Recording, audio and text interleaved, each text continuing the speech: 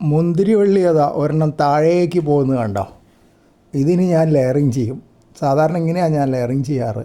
നിലത്തെത്താറായി കഴിഞ്ഞാൽ അവിടെ കുറച്ച് മണ്ണ് മാറ്റിയിട്ട് അതിൽ ആ ചെടിയുടെ ഒരു ഭാഗം മണ്ണിനടിയിലാക്കി വയ്ക്കും. അപ്പോൾ അവിടെ വേരോടും.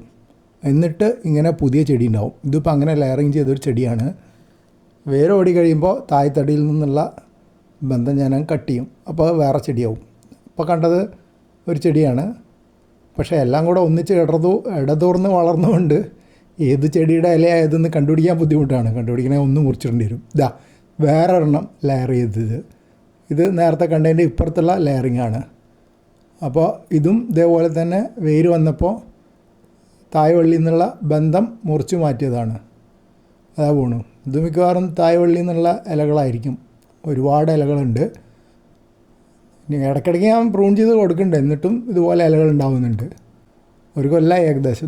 ഇതാണ് ഒറിജിനൽ തായ്ച്ചെടി. ഇവിടെ നിന്നാണ് തുടക്കം. ഇതൊരു കുഞ്ഞു ചെടി, ഒരടി നീളമുള്ള ചെടി, ഒരു ഈർക്കിളി വണ്ണമുള്ള ചെടി എന്ന് വേണമെങ്കിൽ പറയാം. കൊണ്ടുവന്ന് നട്ടതാണ് നഴ്സറിയിൽ നിന്ന് വാങ്ങിച്ചിട്ട്. ഇപ്പോൾ 2 വലിയ വള്ളികളായി. നല്ല കട്ടിയുള്ള വള്ളികളാണ്. അത് കുറേ ഇങ്ങോട്ടും പടരുന്നുണ്ട്. നേരത്തെ കണ്ട വശമല്ല ഇത് വേറെ വശമാണ്. ആ വശത്തേക്കും പടർന്നിട്ടുണ്ട്. ഇനിയിപ്പോൾ ഇത് ചിലതൊക്കെ കേടായ ഇലകളുണ്ട്. അതൊക്കെ പ്രൂൺ ചെയ്ത് ഇനിയും കളയേണ്ടി വരും. അപ്പോൾ ഒട്ടാകെ എത്ര നീളമായി നോക്കിയേ.